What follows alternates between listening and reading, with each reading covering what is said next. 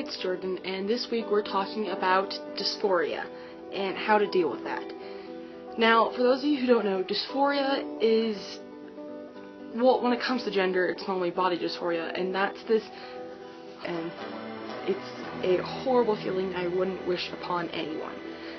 Now, for my own dysphoria, I generally don't deal with a lot of dysphoria, which I'm very lucky that I feel so comfortable in my body that I don't.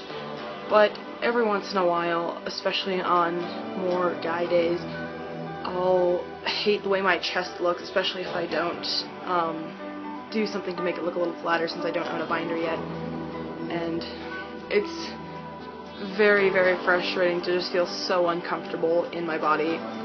But what I do when I do feel any sort of dysphoria is that I try to remind myself that this is the body I'm in, and even though I can't really do much to change it now, I am lucky to be in this body, and that my body and even my genitalia do not define the gender I am. That does help me a little bit to just remind myself that my gender is valid no matter how I appear. But it's not always that simple, and sometimes even if you do know that, you still want to do something to change that, or to help yourself. You still want to do something to help yourself with the dysphoria.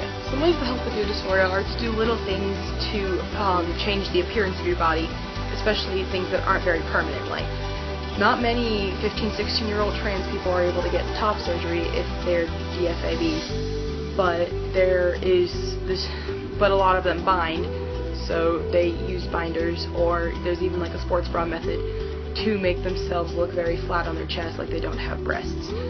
And a lot of DFAB people, like female to male trans people, or DFAB trans masculine people, use packers, which are, you can make them, which is very simple, or you can buy one that actually looks like a dick, and it's basically just something that looks like a dick, and you put it in your pants, and that makes it, you put it in your pants, and it makes it look like you have a dick to the outside world, or at least like the bulge of one in your pants. And you can buy one, I know.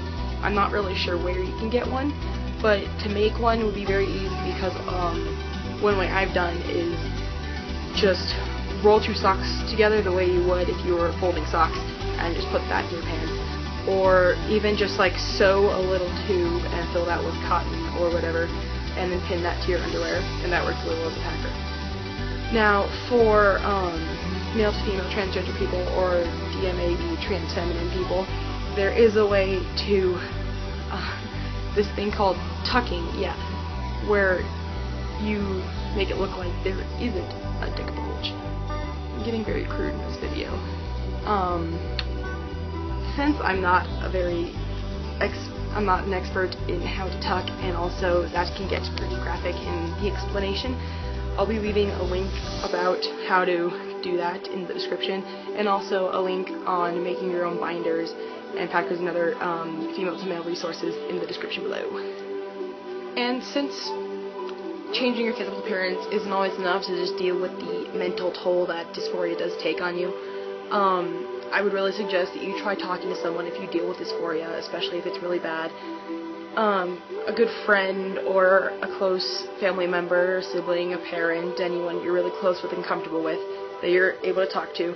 Try talking to them about your dysphoria and let them know that you're having a lot of troubles with this, and that you're just not feeling too comfortable with yourself, and they can try and lend you some support and help and really help you through this, and that is incredibly helpful. However, if you can't really find someone like that to talk face-to-face with, you can always try looking online for online sources, or even just online friends who you know you're going to be comfortable with, because people to talk to are amazing. They can help you with so many things. So being online support groups or just people to talk to would really help, I believe, with the mental task that dysphoria leaves on a person dealing with dysphoria. That's all I have to say for this video. I hope it was helpful. Please like the video if you thought it was helpful, and think about hitting the subscribe button. Until next week.